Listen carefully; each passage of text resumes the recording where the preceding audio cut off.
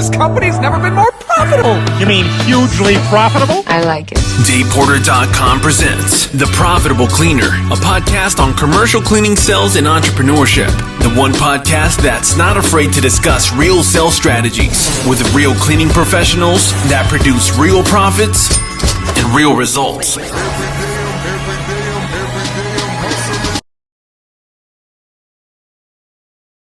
For us, it's gonna start here shortly, and then we will get it going.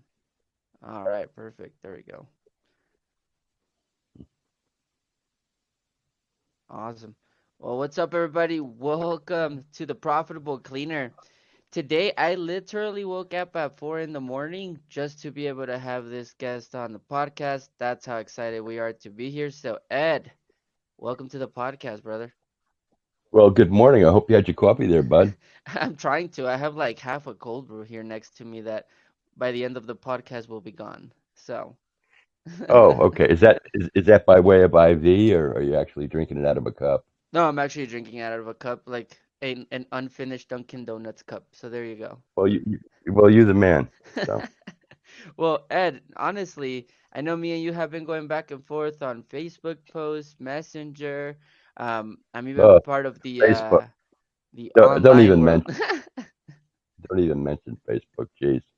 I'll tell you this though, even though there's a lot of, let's be honest, whether it's scammers, spammers, people that are not serious about the business, it somehow led us at least to finding someone like you, right? And if they're doing intensive research on you and looking at the content you put out for people, there's definitely a lot of value that you have for commercial cleaners. So I'm really excited for this podcast. I mean, 1976, huh?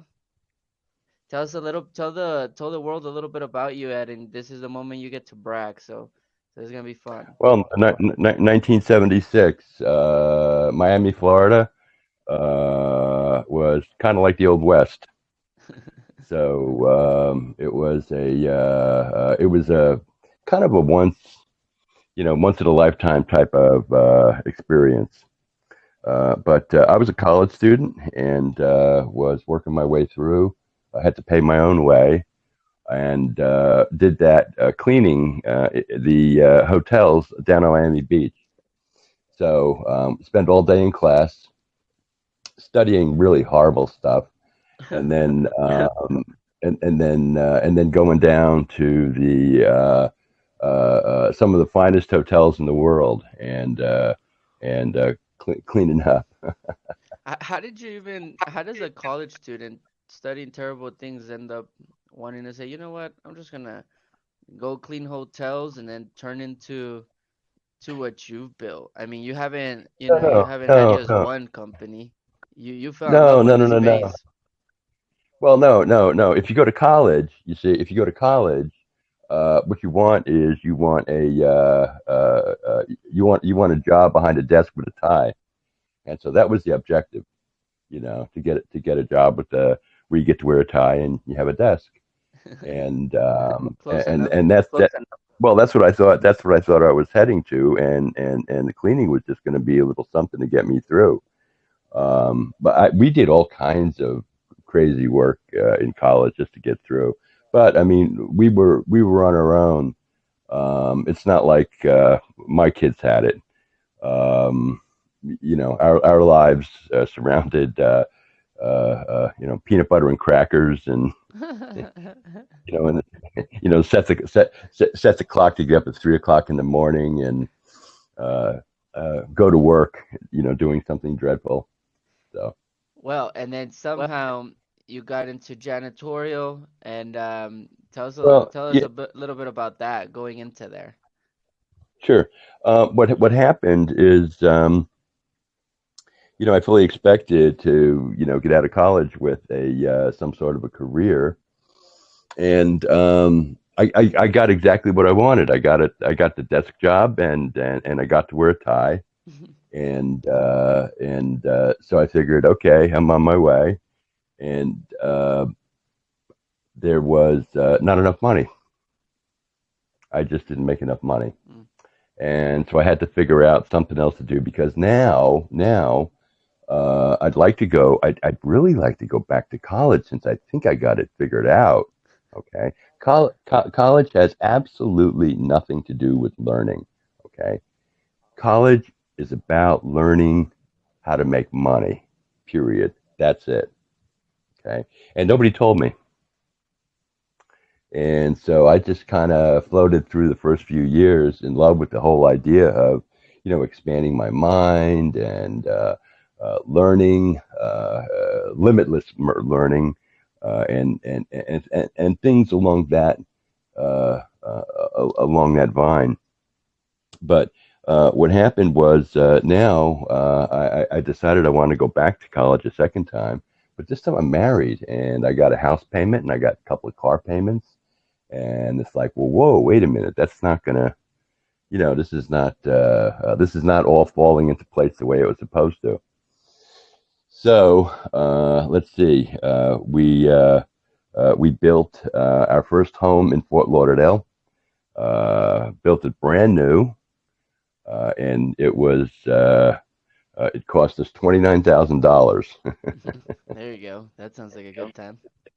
in well, it was a time in Florida where you could do no wrong, kind of, when it came to property, and we just happened to hit one of those periods of time where you couldn't do anything wrong. Yeah, yeah. Complete idiots made money just by buying a chunk of property. So Interesting. so that brought me to going back to school a second time, this time for engineering because engineers make money. And but I needed to get something to get me through school again, and I can't go back and eat crackers again, not with a house payment and car payments. So I was looking around for something to do, and there was a couple of things that were interesting. Interestingly enough, I almost wound up with a movie theater. That was the first thing I looked into, and we had the money, and we did all the due diligence, and decided it was just a horrible, horrible, horrible business, which we did not follow up on and enter. And that was a good move. That, So that's interesting. yeah, I no, would have I was never thought of all this. This is awesome. well. We had down in South Florida. There was so much cool stuff about that, and it really got really bad reputation. But Miami wasn't dangerous if you weren't in the drug business. The drug business was dangerous. But the rest of us just lived their lives, so it wasn't really a big deal. But there was a movie theater that we loved down in Miami, the Grove Theater, and the kind of place it was this was the place where Rocky Horror was shown every Friday and Saturday night. Okay. Those that don't know what Rocky Horror is, they need to find out because that was another period of time in history. So it was just a time for me to hustle like crazy.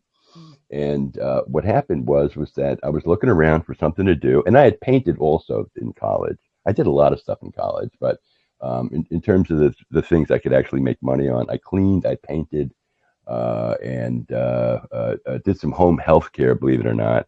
I'm like the last guy you would want doing home health care.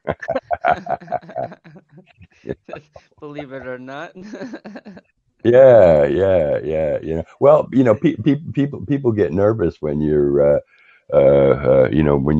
reciting parts to films about serial killers. They just are uncomfortable. I don't know why. I got so that's kind of cool. So like you knew you wanted to open a business. I love how you said it. You went to college not to learn, but to be place yourself in a better situation, which is how to make money, right? How Hmm. engineering. You've painted, you've done home cleaning, you basically learned a lot Oh, of different skills, right, throughout the whole process. that was the one thing that I never did was I never cleaned houses. Oh, gotcha. So all the cleaning you did was commercial. It was all commercial. Got it. Yeah, it was all Got it. commercial. I wonder, you never wanted to dabble into residential? I have some like I know some really successful residential cleaners and I I just I, wonder if I, it ever crossed your mind. I mean, you're about to buy a movie theater, right? So I don't have the patience. I don't have the patience to deal with residential house cleaning types of situations. I'm not real good. I'm not real good with the general public.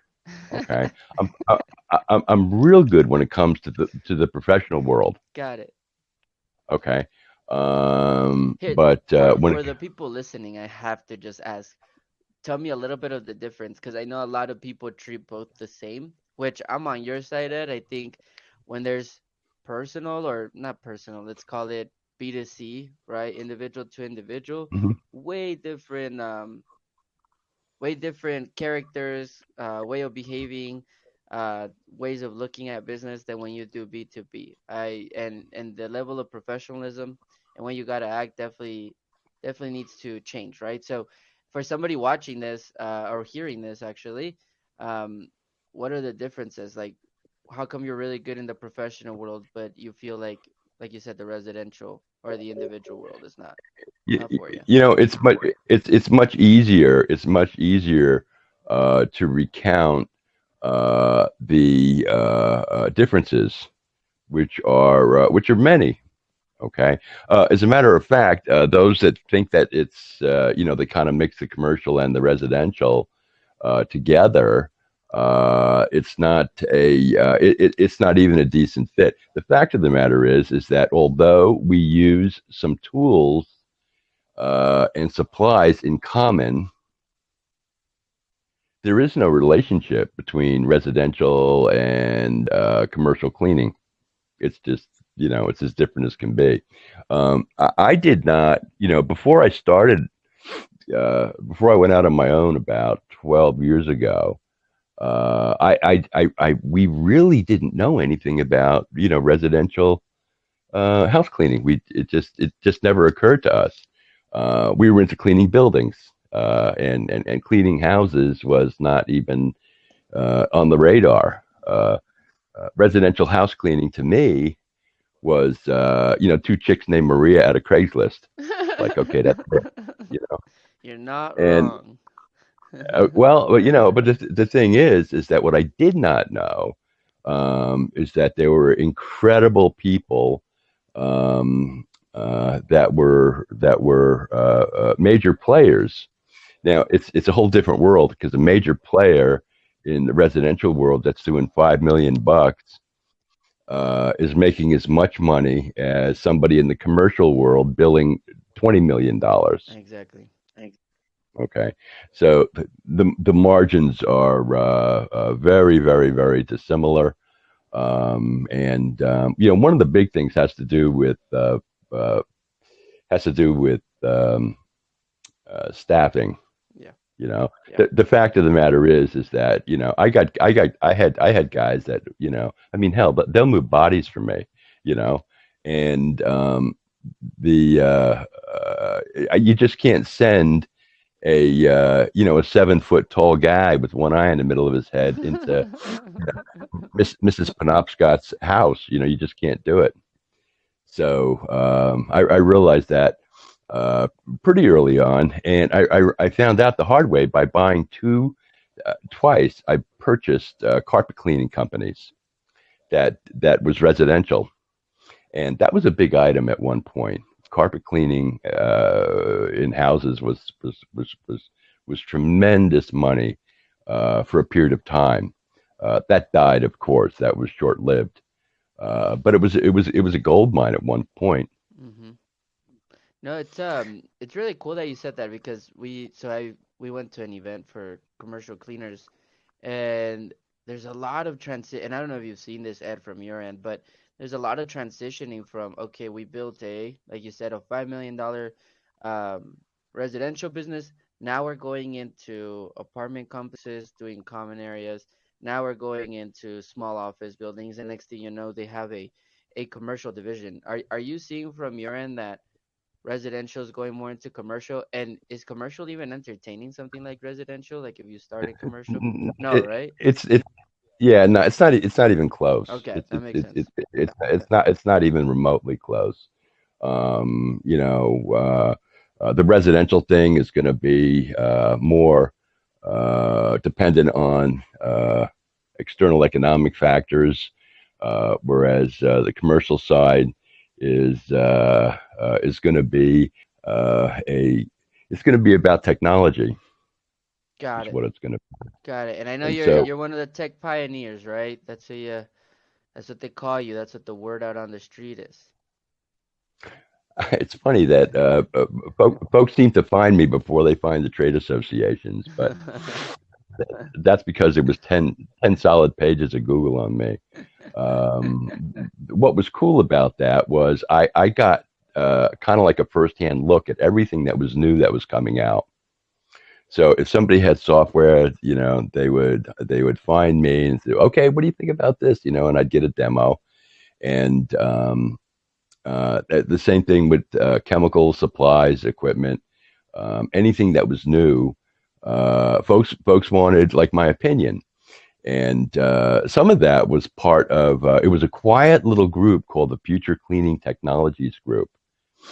And that was I started that about it was right about 12 years ago. And but I was always interested in the technical part of the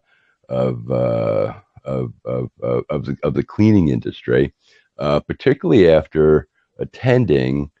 It was the first international robotics exposition, which I attended, only to find out and ask one question from everybody in the room: when do we have a robot that cleans? And so this was 1984. And I published an article in a commercial real estate magazine about that, and that kind of put me in front, that article and the work that was done at that time. At that time, the technical world was very, very different. So at this time, President Ronald Reagan was able to shoot a missile into the bedroom window of Muammar Gaddafi's daughter. Okay, and all we're talking about is vacuuming the damn floor. I mean, come on, I mean, There's no way, it was right? kind of Yeah. it's kind of a joke, I mean, like what we're talking about is so low tech. It's absolutely mind boggling, you know. But there was a not enough interest, and labor was still at a point where to many people it just didn't make sense. So um, I learned quite a bit, bits of bullet on in a big way, launching what we call Scientific Maintenance Corporation, and that was to be the first. Well, it really was the first facility services company built around robotics. And what do you see now then, Ed? Because obviously now you're right. We could get a missile, get it specifically where we want it, but yet we couldn't figure out how to have a robot vacuum, right? So obviously, like you said, that was back with Reagan. What do you see now as far as technology? Because there's still some resistance, or would you say that everybody's like, let's go, let's get robots, let's advance It, technology and janitorial, let's crush it, no, or most people are like, whoa, it's gonna take jobs, right? Jobs away from hardworking people in my company. At least is the idea. well, what's happened with technology in the cleaning industry is very, very interesting. Okay. And it's what I've discovered and what I call the illusion of innovation. Mm. The illusion of innovation is more important than the innovation itself. So, give you an example. There was an awful lot of noise made about a towel dispenser that would contact somebody when it was empty. Well, Sorry. look, there's high school kids at hackathons that do that in a weekend. and this is some major some major step forward in the industry, and it's like it's not. It's really not. You know, it's the equivalent of a Fisher Price doctor kit. You know, The so illusion of innovation. Interesting. that's what it is. Well, and I tell you where that came from. Where that came from is what people said and what they did were two different things. So, example, we had back in the 70s and 80s, the cleaning industry was very much regionalized. Okay. And so the different regions, there was different stuff happening in different regions. And so I was in the Southeast US, and what was going on here was not necessarily the same as what was going on out in the Northwest. And it wasn't that there was uh, such major differences that made them different worlds. It was different concerns. So, example on the West Coast, the green thing really, really, really took hold. And the green scam people. I mean, they just had a field day with all those folks out west, and they're still, they're still huffing and puffing that, that exhaling is it means the end of the world. So, and that's scientifically where they're at. The only way to stop, to really stop global warming is to hold your breath.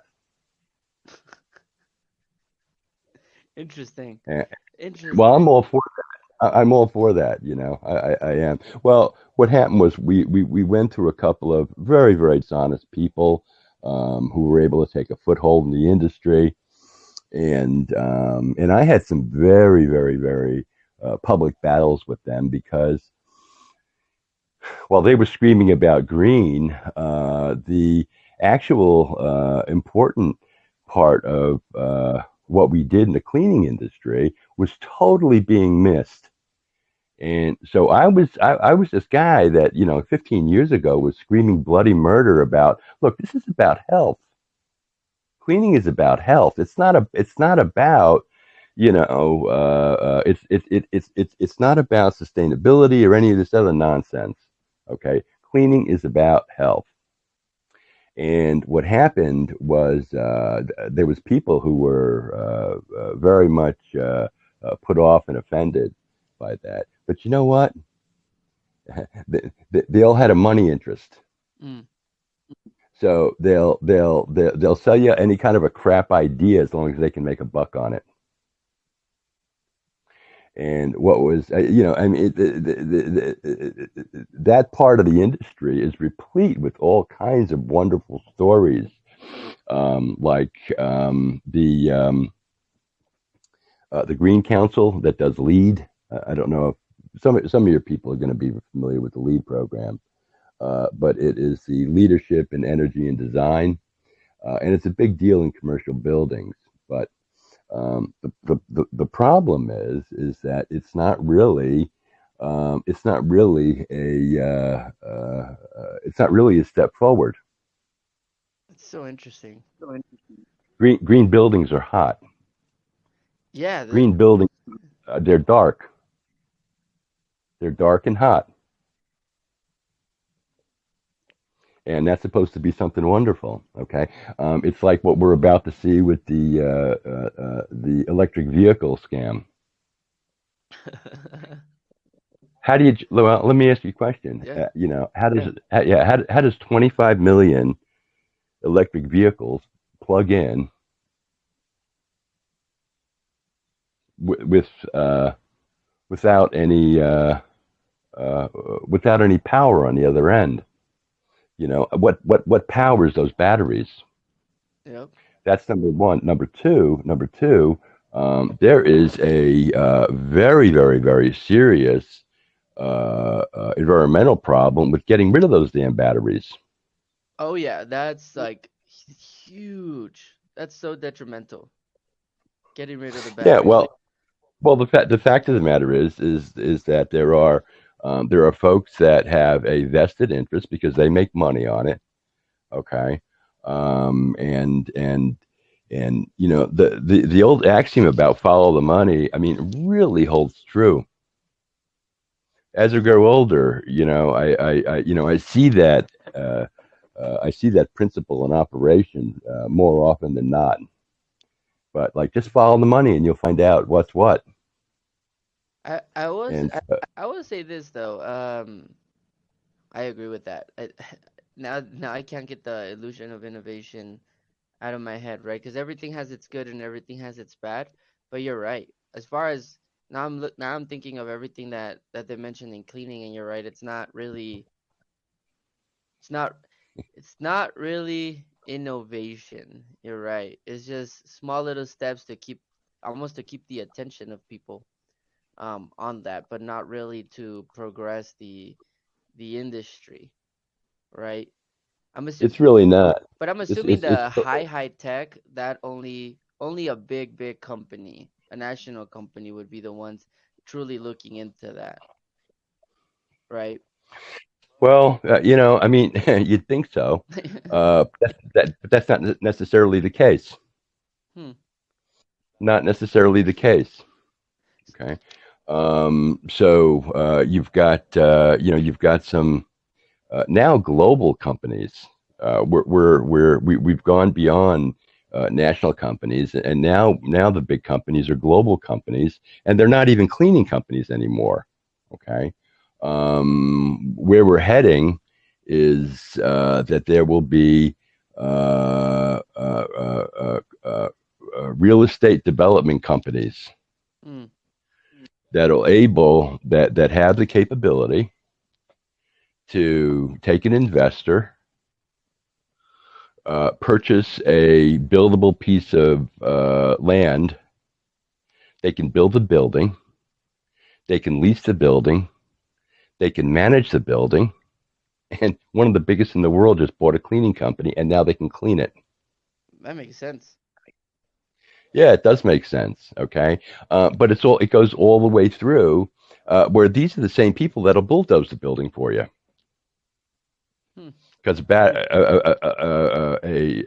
a building has a useful life of 40 years. That's the way the amortization works on a building.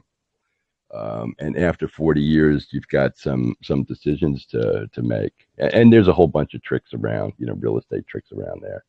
So But if I'm not mistaken, so just if I'm a janitorial commercial cleaning company, right? Um, where I should be looking into is being able to. So you've seen a lot of just janitorial companies kind of die out, if that makes sense. So what I mean by that is you have janitorial and they start adding like light maintenance, then they start adding uh painting. The next thing you know, they're doing landscaping, snow.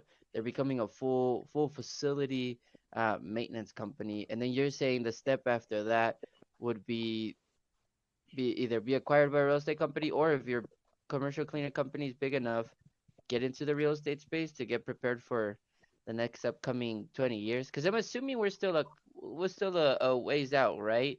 Of this full trend, like a big transition like that happening, or do you think we're closer than most people think? we're probably closer than most people think because of the advent of smart buildings. Hmm. Okay, so what do smart buildings need? Smart cleaning companies. Okay? And they're in short supply. There are pockets and there are individuals. Let me give you an example. There was one guy who he just had a terrible time recruiting people. He was like in the middle of Alaska, and he couldn't find help. So what he started doing was he started retrofitting his auto scrubbers to run by themselves. Hmm. Now, no, there's no giant company behind him. It was a problem. He went into his workshop or garage and he figured it out. Okay. Now, that's up against one of the largest companies in the world that bought the leading robotic cleaning technology only to put it on a shelf Mm, and not do a blasted thing with it. hmm. And then what you do is you put absolute idiots in charge. So what you've got is you've got these corporate empty suits all running around having meetings and playing with their iPads and shit and and it's essentially it's essentially all for nothing. Interesting. Huh. This stuff there's things at the Facebook level, okay, but there's a whole other world, that never touches the Facebook world at all. No, And agreed, uh, agreed. And I don't think it you, will. I don't think it will. At least not yet. no, At I'm least not yet. well, no, well, right now, I am friends with, and it's because I'm old, but I'm friends with a number of people that were around for the beginning of our industry, the beginning of our trade association. Okay. And they are, they've been at this for a very, very, very, very long time. And now, what you've got is you've got a new generation. There's a couple of real sharp folks in there, but I think it's like everything else. Okay, where it's about 95% folks that are operating at zero, and 5% of the people are like way ahead of the game. Agreed. But that's the way it always is. I mean, who's the top? And then say whatever you want: basketball player, football player. I mean, who's the top? Okay, and it's the same. It's the same. I don't know if you know these statistics. I might be way off at, so I trust your numbers way more. Um, well, I mean, they say that like what is it, 90% of cleaning companies are under of 1.5 million. Does that sound accurate to you? Yeah, I had that all broken down. I did. As a matter of fact, it took me a couple of weeks to do it, but I had it all broken down at one point, and I had exact numbers on that. That's probably generous. Interesting. Okay. Okay. Yeah. I think that the majority, just take the Facebook crowd. Yeah. Okay. They're lucky if they're billing, $100,000 a year. Yep. Yep. And then I see, like these geniuses who are never in the business, and they're selling them on the concept where you can make $10,000 a month. Well, yeah, if you're, if you're a drooling idiot in a wheelchair, you probably could do that. But if you've got any snap, that's not anything, to be crowing about. 100%. 100%. I think there's only, I've met we met a handful of commercial cleaners, and you're right. There's a difference between the ones that find you, the ones that are on LinkedIn a lot of the times, right? And the ones that are on Facebook. Definitely different.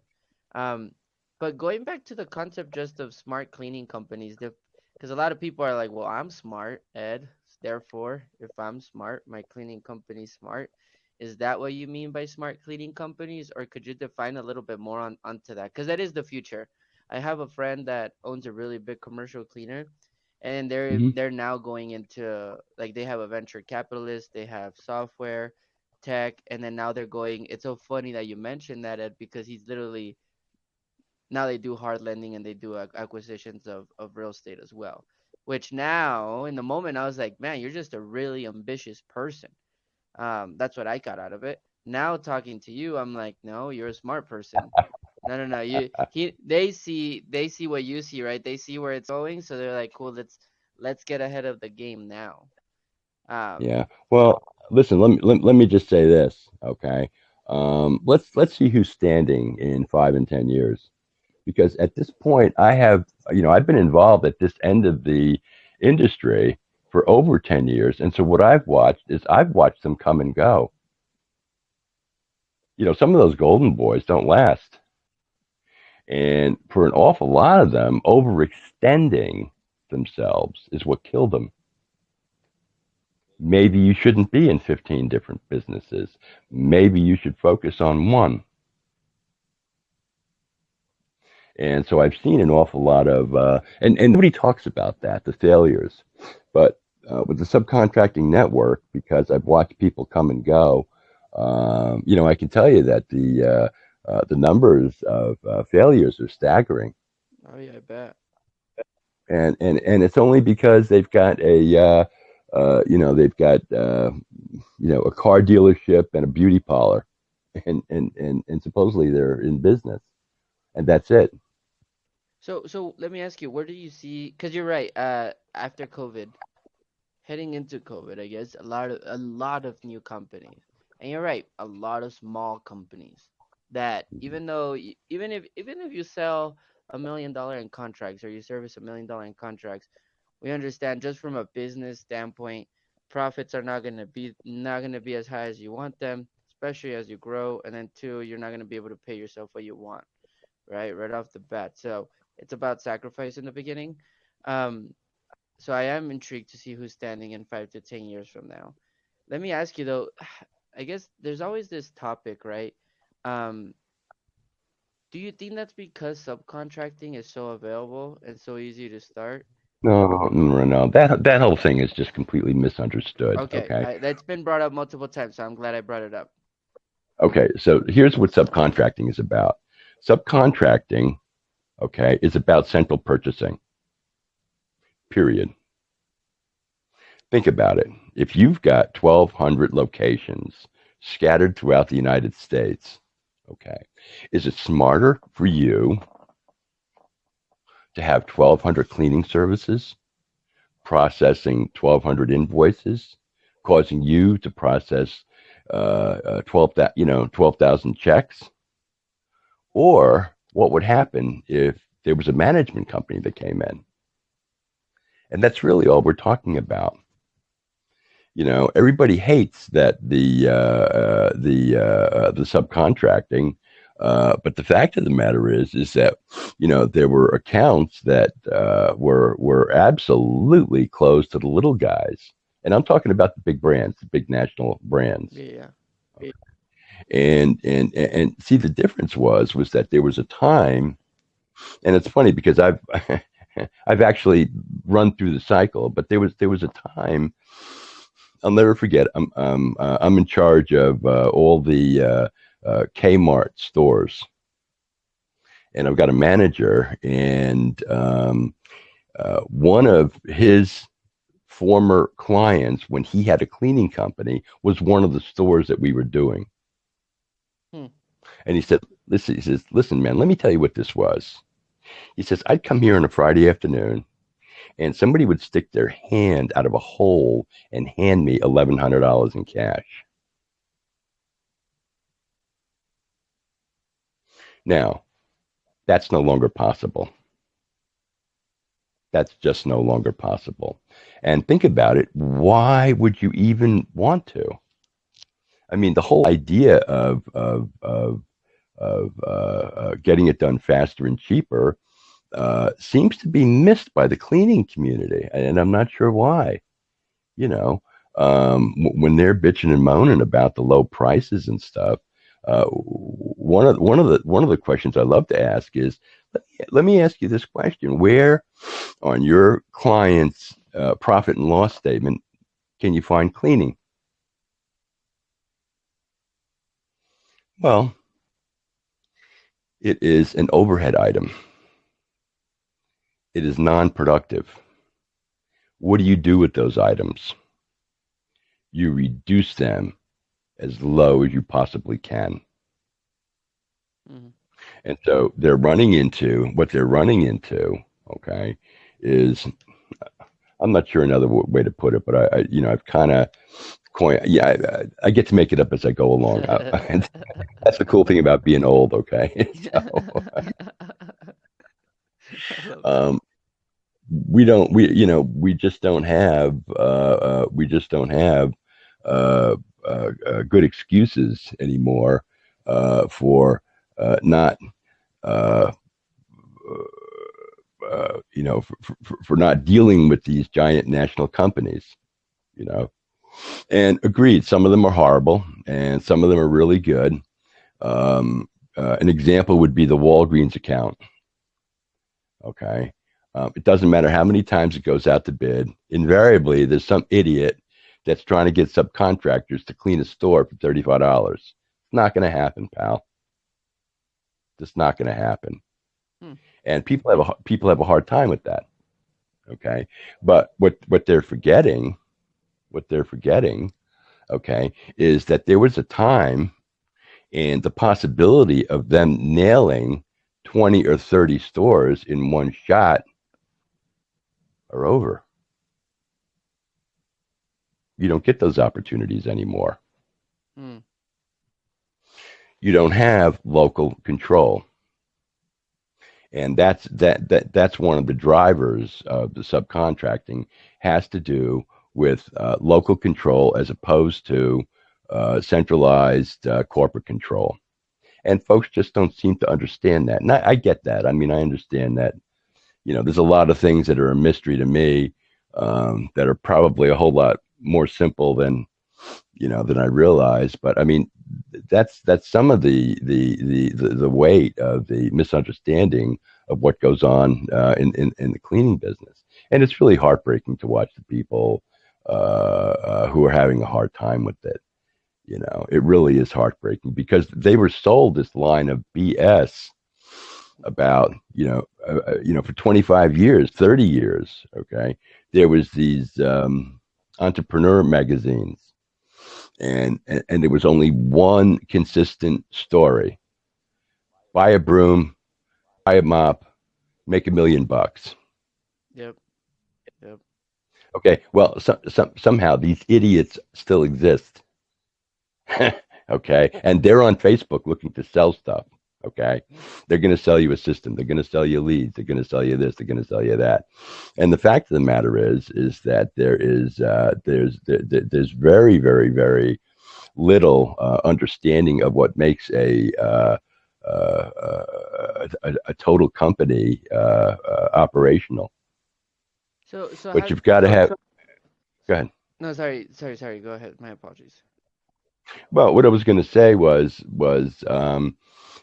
people don't realize that a cleaning service is best described as a three-legged stool, and the three legs are marketing, finance, and operations. Yep.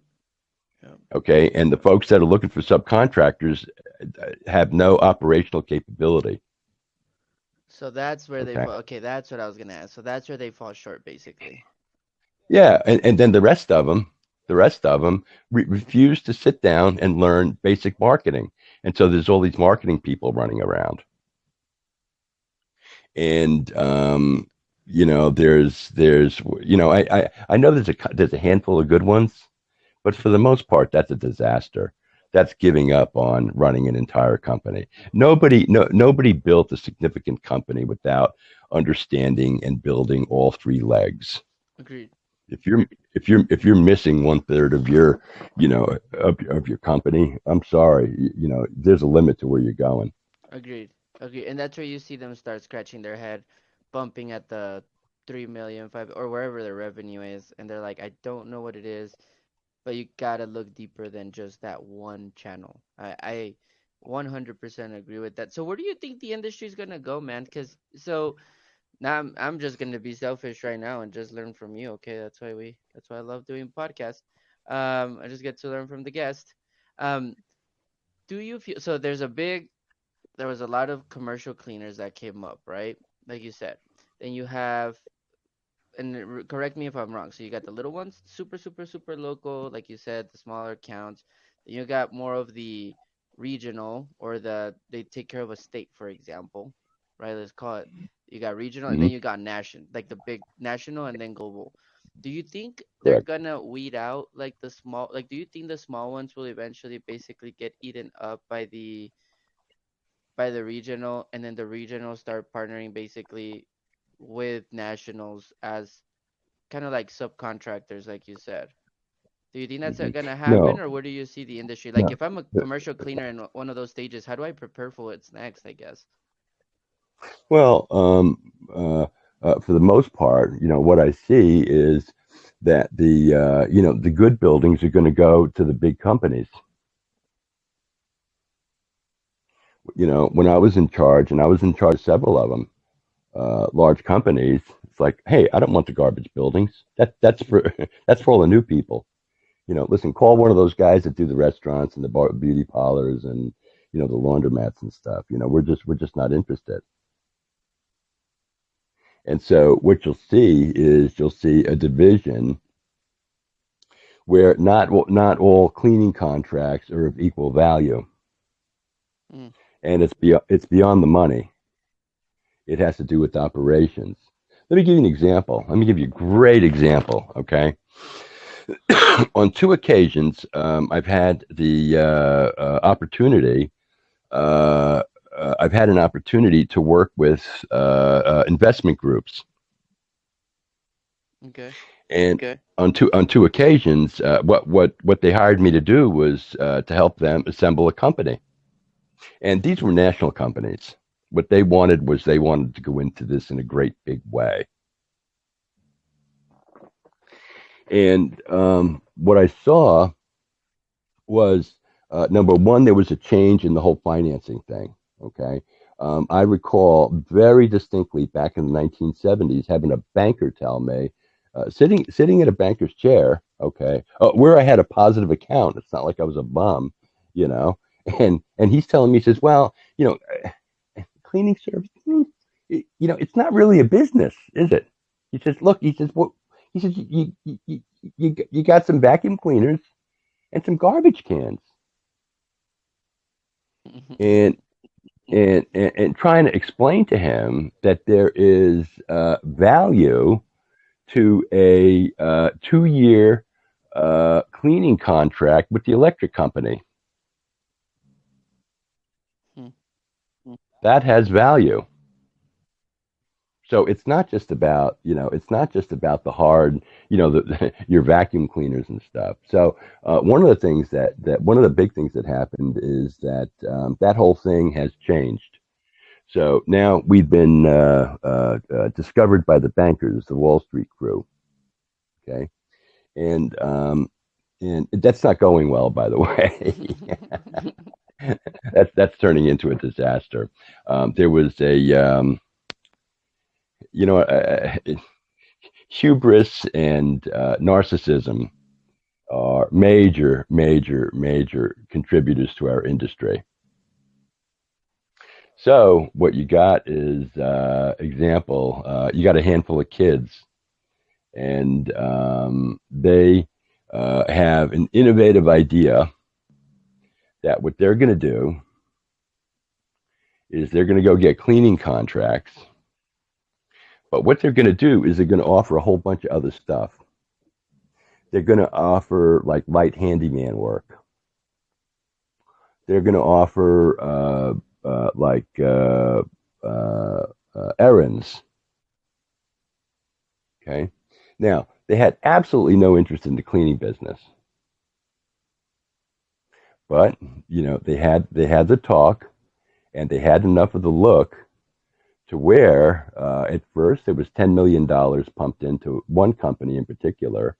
Okay, and when you're sitting on $10 million of cash, the whole growth thing is different. Oh yeah. And at any rate, that worked its way up to $70 million. Guess what? Nobody ever made a dime. They all got robbed. They all got robbed. $70 million was never going to be paid back on little tiny office cleaning contracts. But I had somebody explain to me. He says, "Oh my God," he says, "you don't understand. I can get them to deliver a salad for lunch. And it was like, well, maybe you don't know this, but as early as the 1970s, hell, I'd take you out and buy you the salad. Yeah, exactly, right? I mean, this is not terribly innovative. But once again, innovation is it's kind of a magic word, and there's more talk than there is actual innovation. And what's funny is that Facebook is drawing an awful lot of it. I see an awful lot of nonsense on Facebook, and it's all people crowing about themselves. And everybody that thinks they're wonderful needs to read about narcissists. Check out how that ended. Okay, it didn't end well. So we're gonna be seeing some more of it. We're gonna be seeing, as a matter of fact, I think we're gonna be seeing quite a bit of it. So do you think That's a there's going shame to be because a growth in commercial cleaning companies, or do you think, like you said, they're going to there's start weeding out? no no as long as there is growth in commercial, industrial, and institutional development, there will be growth. Mm. Okay, the growth of the cleaning industry, and this is another thing that's misunderstood.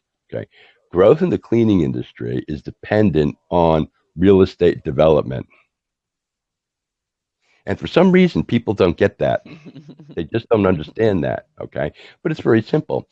If there's people building buildings, buildings have to be cleaned. Yep. So if more buildings are being built, there's more cleaning opportunity.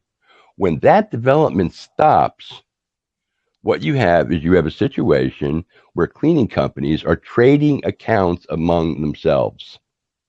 That's it. That's the retail world right now. Yep. It's not growing. And Okay, with the exception of one sector. Okay, and let me just say that would be the grocery business. Grocers are going to be just fine. We're not going to go without eating. agreed. Agreed.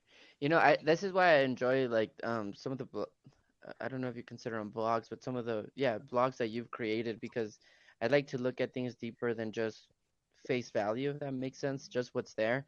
I like to look at the economics of how it works, and it's so fun. I was talking to a cleaner in New York, and same thing, right? It becomes a market share game. Once there's no development, so like when COVID hit and development stopped over there, he's like, we're still there, but now if you put a national account next to us, right? Because they're fairly big. They're about 4 million. Mm-hmm. They're doing okay. Um, and he's like, but it's hard for me to go and win more contracts when you got my company, four other national companies in my sector. He's like, and they own most of the market share. He's like, my best bet is two things: is wait till more development starts getting built, because that's the only way I can go get build so much development that the national accounts say, I mean, honestly, we're good. There's this smaller building or medium-sized building. Let's let them go bid on it. Does that make sense? Or like he said, and I want to get your thoughts on this, Ed. He went union. He went union because that some of the buildings only, in order for him to even get his name to appear on a bid on some of those big bids, he had to be union. What are your thoughts on that, on the union part? That's really a shame. Okay, and what they've essentially done is they've turned their company over to criminals. Labor unions are outgrowths of organized crime. Interesting. There's a long history. There's a very, very long history of organized crime and organized labor. And so what they've done is they've essentially opened themselves up to the possibility of all kinds of future horror. Okay. Yep. And what I would do is I would direct people, read The Devil at My Doorstep. And it's about a fellow that had a really nice sized cleaning operation. and he got set on by the animals in the labor union. And make a long story short, they were actually coming after his kids. Okay. Another one in right here in Orlando, somebody got their arm broken. Hmm. These are gangsters. Interesting. So, I see it. I yeah, see it. It doesn't sound crazy at all. I actually that makes a lot of sense. It's almost like that it's also like that abusive marriage that you don't want, but no matter what you can't get out of, right? Like once you have a union contract, like you're in a union contract. Like the chances of you getting out are you're not getting you're out. not getting out unless they take you to court and things get really, really because now you're playing against the organization, which they do not play. They do not play. Yeah, well.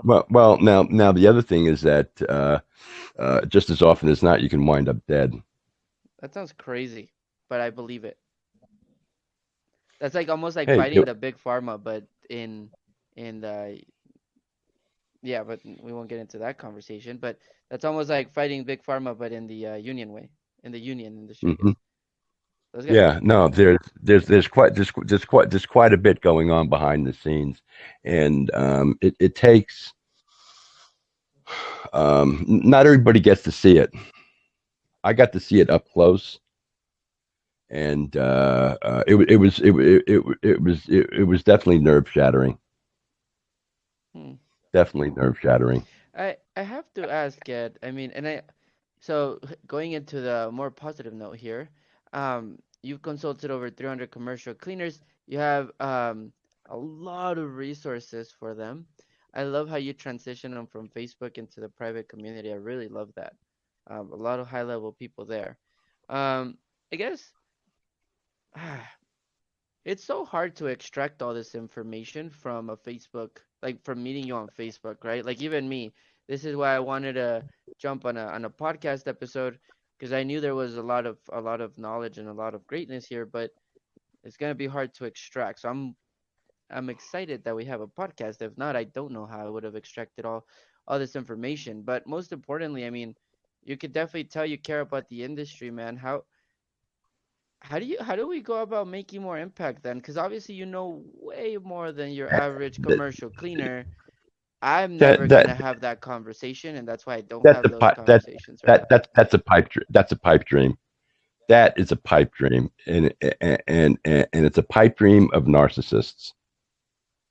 I keep hearing this, and this is not new, okay? But there's different players now. Okay. You know, we're going to change the industry. Bullshit. I mean, unless you're going to redesign a mop or a broom or a vacuum cleaner, you're not changing anything, man. That's like a lot of noise, okay? But that's all they got is like a lot of noise. Yeah. I keep seeing this, and this is it's one of the many fantasies of cleaning company owners. Okay, for the most part, cleaning company owners, back in their prime, they weren't. They were less concerned with those nasty old Playboy magazines than they were time and fortune and stuff like that. So now what we've got is we've got a whole bunch of disconnected. We've got a whole bunch of disconnected companies that are not aware that this is a war. This is not some friendly thing where we're all gonna get together under the tent and we'll set the fire and there'll be marshmallows and everything will be everything will be cool. That's just a false bunch of nonsense. Okay, in the end, okay, it is a war. How many times? Let me ask you this: how many times have you seen people complain about low prices? Too many. I mean, it's like every day. Mm-hmm. Oh yeah. There's dozens of them, dozens of them. Once again, ask the question: where on your client's profit and loss statement is cleaning found as a line item? Oh, wait a minute, that's an expense. Oh, wait a minute, aren't we supposed to reduce expenses? Yes, smart business people reduce expenses. So why should we be surprised? You know, why should we be surprised? That's just good business practice. So you're no, I 100%, 100%. Not everybody can have the 100% of the market share, right? Like it doesn't work that way. It is you are getting accounts, you are winning the business. Let me rephrase my question then, because I don't think I meant. You're right.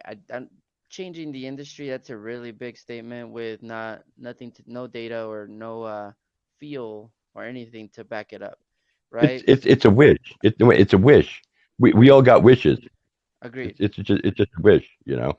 Especially because there's already some companies doing it the right way. There's some companies doing it the right way. There's not much to change, right? But let me ask you, let me rephrase my question then. There's companies that are, yeah, like you said, I lost my job. I just started my cleaning company right now. I have X amount of contracts, right? Then there's the companies that are being like, cool, man, I've been in business 20 years.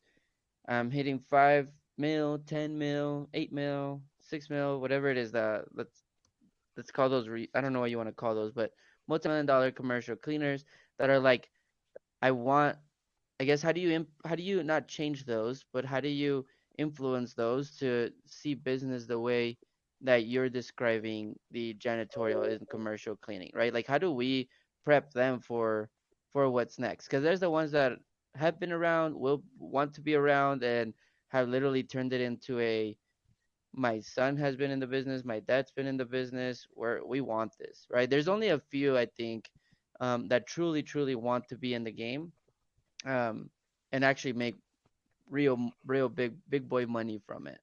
I think there's a lot of doing it as a hobby. There's a lot doing it to just pay their bills, but there's also the bigger ones. How do they get to start prepping themselves, or how do we get them access to They information like the way they you're they pushing they, it they and have what to you're they have to doing? learn. They have to learn. They have to learn. Okay. The first 6 months I was in the cleaning business, I spent in the university library, and I was studying everything that I didn't know about business. Got it. Got it. And so look, man, I mean, if you're gonna park your ass in front of Law and Order and then complain that things aren't going well, it's your own fault, stupid. That's your own fault. I love that. You know, No, it's you're right. You're right. true. You're right. It's- So I have to, and I know we're running into time here, but I'm selfishly gonna. Do you have like 5, 10 more minutes? Are you cool with that? yeah, yeah. No, I'm good. I'm Okay, good. cool. I'm over here like about to take you for a 2 hour trip here. Well, yeah, no, you'll have to edit a whole bunch of this out anyway. So I like it how it's going so far. So, no, but okay, so you have to learn everything. Now, obviously, this is where you get really passionate. But there's a lot of fake information out there, or a lot of it. mm, How do you? So back then, like you said, you would go to the library, you get to learn it. I mhm. don't even know if you had too much stimulation from like, oh, look at an ad that tells you how to learn this. Oh, there's 60 different organizations. Oh, there's right like that facade per se, like the fake information. So if I am a commercial cleaner that's devoted and I'm gonna do this, I'm gonna learn it. I got you. What are some resources that I can actually go to? Like what? How do I know if it's a trusted source versus not a trusted source? I think that's something that you bring up a lot of the time, which I completely agree with. I mean, do you go to your ISSAs, your BOMAs, like your straight organizations, or what is it that Yeah, you? that was a shame. That was really a shame. What's happened to the ISSA? That was just, I mean, a crime. How that organization was disassembled. Well, a lot of Um, cleaners don't hate it. Like they don't find a lot of valuable information there, which as the cleaning quote unquote organization or there's no, sanitation, there's right? no there's no cleaning people in there. Yep, Look on yep. the look on look on the board of directors. They're all chemical and equipment people. I'm sorry. My life as a professional, facility services guy, had absolutely nothing to do with any of that. It's I talked to a director. I don't know if I told. I don't think I told you this story.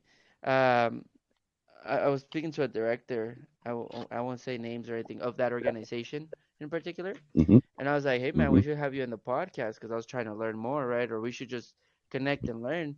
And his answer was like, oh, that's interesting. We don't usually serve commercial cleaners. And I was like, that's odd. I am so confused. Like that was like the most confusing statement for me ever. And it made me look more in, like dive deeper into it. And you're right. I'm really confused. Hmm. Which brings me to my Yeah. next point. Where do I go get valuable, trusty information? Um, what happened at one time was we were able to find general information and extrapolate solutions to whatever the problems we were facing. And that was why, although I would have given my right arm to talk to somebody like myself back, 35 years ago, that service was just not around. So what I was able to do is I was able to replace it. And give you an example, I had a retired executive out of a worldwide company that was happy to chat if I bought breakfast. So another one was a graduate of Wharton and had been under contract to the State Department as he worked for Citicorp. And these were global people, you know what I mean? And what I was able to do is I was able to find out general information. I was able to distill it down for my own use. And I was able to put things together. And I know that not everybody can do that. And I'm sorry about that. We're not all equally able to string things together. I have always, always, always been good at looking at very, very different things and learning and picking out the similarities. Hmm. Okay. Once a week, I would go and I wanted to see just the headlines at the newspaper stand. Not going to read anything. Show me the headlines. Okay. And if on a regular basis, if you look at the headlines of 100 different magazines, okay, you're going to pick out patterns. And I've been right about guessing on some of them. Hmm. And that is, I'm not sure how to explain to somebody to do that. What I did understand, let me try and be some help here, okay? Because I don't think I'm being any help. One of the things I learned early in the beginning was that one of the advantages that I had was that I was smart and creative. So what I was going to do is I was going to build on that I was smart and that I was creative. And so when doing that, I was looking for sources where I could learn more about that. Okay, so one of the key things for me was really a wonderful book called "A Whack on the Side of the Head," and it was written by a guy that used to teach Silicon Valley people how to think creatively. Another one that made a big impact on me was being digital was one. Okay, um, there were several, and the one I'm trying to think of right now, of course, is I'm not able to wrap my tongue around. some reason. It's just one of those things. But A Whack on the Side of the Head was a great, great, great, great book. Time Power was another one. That one Somehow. changed my life. Time Power changed my life, absolutely. Um, but A Whack on the Side of the Head was good because what it did was it explained what 10 mental blocks to creativity was and how to get around them. Hmm. And it wasn't even a book that you actually read. It was a book that you did. Hmm. Like a workbook style. Yeah, yeah, pretty much like that. You know, computer. Oh, okay. The one I was thinking about. Now you got to remember this was a different time. Okay, but Computer Lib was another book that absolutely changed everything for me. Okay, Computer Lib was written by a fellow named Ted Nelson, whose contribution to the technical world was he invented what we call word processing. And what he said was, he says, I really dislike this term because it's not really word processing. We're text handling. Hmm. We're handling text. That's what we're doing. It's not word processing. Okay. But Ted Nelson was somebody that envisioned, and this was before it happened, man. Okay. But he envisioned essentially the internet. The only thing is that it wasn't going to be accessible to everybody. What he saw was that it was going to be kind of like in a library, and everything that had ever been written would be um, available, and you could add to it or subtract from it, and you could take it along with you. But what we know as the internet, originally by Ted Nelson, was called Xanadu. Hmm. And it's a fascinating story that's a shame that it's lost, you know. And now we've got Bill Gates, whose mother had to tell him what to change his underwear, you know. Oh, and who stole Windows? That was stolen. That didn't belong to him. Um, so I don't know. No, I, There are those issues. no, you touched on a lot of points, man. First of all, I'm like tripping out about the word and the text handling. That's really cool. But the main thing that I'm catching from here is, and again, you're right. It's hard to explain like where do you get the right information, or how do you even pique curiosity, right? Is one of the hardest things unless you put yourself in, whether you read a book, put yourself in an experience, or have a conversation like yourself.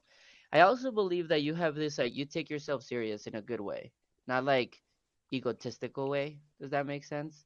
There's some people that take themselves serious in a really, like you said, You narcissist or know, egotistical way. But I think you just you know. like you love the learning, and most importantly, like you love to connect like personally, I love to connect the pieces, right? What's going on in the world? What's going Mhm. on in the macro? How does the macro affect the national, the state, back to the city? What are the small little changes? And I love that you look at the headlines of the magazines. Right now, if you were, I actually subscribe to like The Hustle, Bloomberg, 1440 Digest, a bunch, because I like to see what headlines and what are they speaking about, because that usually Mhm. the media can actually tell me, or not influence me, because you can't look at it that way, but it could kind of tell me where we're heading towards, right? Mhm. And so it allows you to prepare. But I also think that that's just you being curious and you taking your learning and your own development really serious, which I don't know if I can say that about a lot of people. We like to say we do. Yeah. Well, I think it's a natural thing. I don't think this is something that's taught. There was a natural curiosity. Mm-hmm. Okay. So the Ted Nelson book, Computer Lib, is was the reason that I purchased a computer, a brand new computer that nobody even ever heard of, and that most of the computer world said, "Gee, that's not a computer, that's a toy."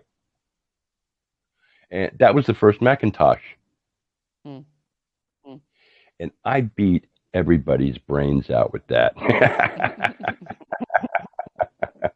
The Mac was responsible for an awful lot of my success on my fourth company. It was just an amazing machine, and what it did was it opened up all the possibilities for anything to be seen, anything to be seen. So that's a long way. That's a long way from. And now I'm going to date myself. Okay, but that was a long way, and you should look this up. Okay, it's a long way from Telstar. Telstar. Telstar was the first satellite, Hmm. and it had its own song. It's so interesting. You know what's cool, Ed? Because I've heard other appearances you've made, and I've obviously looked at your stuff, and I don't even think we didn't even go into all the successes that you've had, but I'm glad we didn't. I'll tell you why, because I'm glad that people hear how you think and how you process and how you look at the industry. By the way, this guy's backed up with a lot of successes, so make sure you guys look him up. From building multiple janitorial companies and helping hundreds of them. So it's kind of cool though to how in a lot of podcasts they do the whole or a lot of interviews they do the whole bragging in the front, right off the bat and in the back end. I Mhm. like to focus more on the person, and obviously you have a lot to offer, man. You have a lot to offer. Got to. Well, I appreciate that, but listen, let's remember, okay? Let's keep it real, okay? And this is how it is, okay? Look, we're all the same schmuck down on one knee in our boxer shorts, singing "I'm the Duke of Earl" to some woman. I love your metaphors, by the way. That's the truth. That's the truth. That is the truth. We're all the same schmuck. So, It's what you do with the time that you have, right? And the knowledge that you're able to go acquire. But you're right. hopefully, You're right. If you can do hope, it, who can? Like everybody can do it. Just it's the question is why they don't, and that's what's really frustrating. And I know that's where you get really passionate about. That's what you get really passionate about because if you can do it, you're like anybody can do it, but they don't. They don't go mhm. and put in the work, to put in the man hours, the knowledge, the understanding of the whole business. Let me ask you this though, because we are running into time here, and I want to be respectful of yours, even though you're basically in a vacation home right now, just enjoying life over there. That's I listen.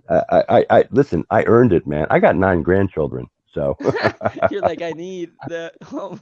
I'm not. Yeah, I'm not new at this. Do So, they go and visit you a lot, or do they live around? oh man, I live about a mile from my son John and his 3 kids, and then I'm about an hour away from my oldest daughter, and she's got 3 of her own. Oh, that's She's got awesome. Yeah, yeah. No, I'm very, very happy how things worked out. The Gulf of Mexico is one thing, but having grandbabies a mile in the other direction it's more than I deserve. So, Well, and I'm definitely, very thankful. definitely well deserved, like you said. You earned it, man. So I gotta ask you, someone listening to this, again, they're like, "All right, I'm ready to take action." One advice you would give them, and then where can they find? Oh, I know where they can find you anywhere. That's the catch, double-edged sword there. But what kind of resources can they go get from you?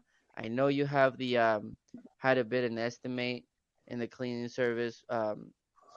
that they can purchase. Anything else? I just want to make sure I put everything here on the show notes. They get to look at it, follow you, and make sure that if they need anything, they can look at your content.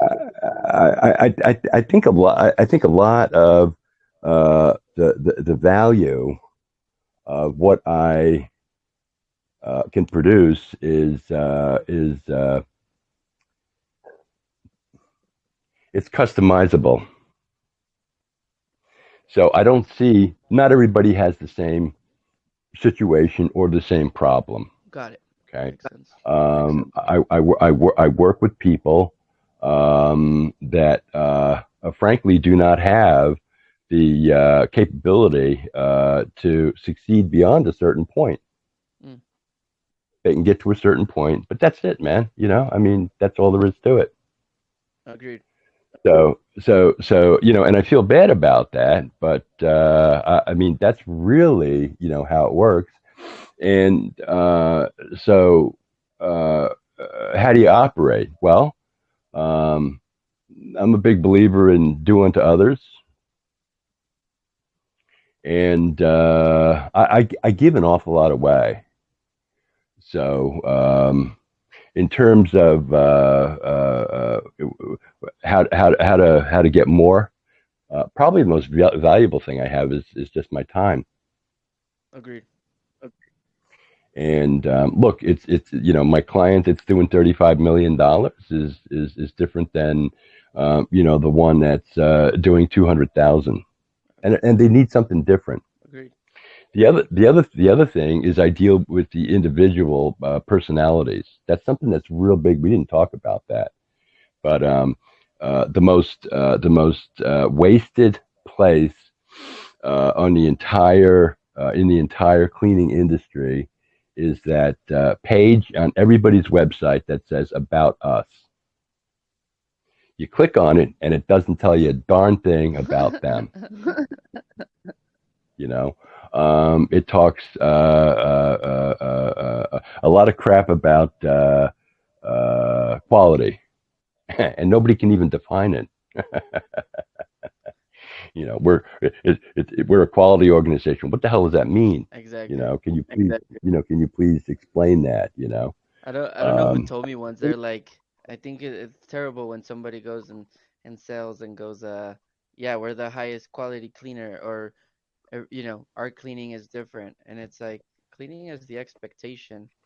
Like that is you should expect that it should be clean. It shouldn't be your main selling point. Because you're right, in mhm. websites they'll have it like that. And you're right, it doesn't tell them anything about who they are as a person. I'd be surprised how many of them don't even have any core values attached to the company and what they stand for, what they love, what. Yeah, but they don't have. But I mean, they don't have any.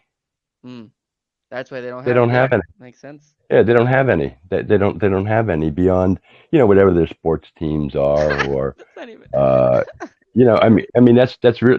I mean that's really the extent of it. So why would I bother to learn the rudimentary how to read blueprints? Yeah. You know, well, it's not near as exciting, okay, as the game last night. Mm. So we're we're Sheesh. we're we're, Speaking we're truth here. Slapping a yeah, couple well, people listening to this right now. oh no. In a good way. In a good No, that's all. No, listen. knowledge That's slapping. all I do, man. Listen, man. That's all I do, man. Listen. And for verification, man, I got two pissed off ex-wives. So For verification, he said. there you go. I love There you that. go. They'll tell you if you need references, let me know. That's No, right. that's really cool, man. Um, Ed, it's been hell of a pleasure, and we're definitely gonna have to have you back in here at one point, because there's a lot of different moving parts, like you said. I mean, just the About Us page alone right there at the end was a big golden nugget for a lot of people. I also like to think, like, if you're a commercial cleaner, just go study the big companies, like go learn what they're doing. Like you say, you're not changing anything. You're not gonna recreate the wheel. You're not gonna do anything crazy out of the box that no one's thought. You gotta follow where success goes, and then also go and learn from other industries, right? Like Well, that's what one I one one well, listen, one of the most important things was I went to work for a big company. That was a huge thing in my career. Was going to work for one of these big companies. And as I look back over all these decades, um, my time with that one big company back years ago, those were the best years of my life. hmm, Those were the best years of my life. never devalue your training ground, right? Yeah. That was a huge stepping stone for you. I think that's man, we could get into so many topics because now we're getting into the everybody needs to be an entrepreneur Hmm. fiasco. Like everybody thinks they should have their own business. I'm not saying they shouldn't, just so we're on the same page. But go Hmm. learn before you throw yourself into the wolves like that, thinking that it's only the actual cleaning that needs to get done, or vice versa. You think it's only the business part, but there's no actual cleaning being done, right? Like go learn, go Hmm. learn. I like to say like intrapreneur, not entrepreneur. Like I don't know if you've heard that term, but basically like Sure. entrepreneur spirit within inside of a corporate company that has the Hmm. funds, resources, and money to take it to the next level. You know, Hmm. Hmm. man, there's a lot of topics that I can go into, but Ed, it's been a pleasure, man. I'll put all the links, all the show notes, everything here down here. Um, and I'm assuming then in that case, if I'm a $5-10 million company, or again a $500,000 company, I can come to you, and I'm assuming you do consulting for a lot of these cleaning Hmm. companies if they need That it. yeah that's really the most valued thing that I do. The other thing, just so that everybody knows, I'm incredibly easy to find. Put my name in Google. He's not That's it. wrong. Just put my name in Google and see what you find. Okay. I think I'm down to about 8 pages. It used to be 10 pages, but I guess I had a couple of quiet years, so now I'm down to only 8 pages on Google. Now you're everywhere, man. That's something I've never. And you've been awesome about scheduling this out. So I really appreciate you scheduling this Good. out last minute. That I know it's tough to get some time. Good. So I'll put everything on how they can reach out to you down here, Ed. And I'm gonna pause the recording. I just have two more questions for you. But thank you so much for being here.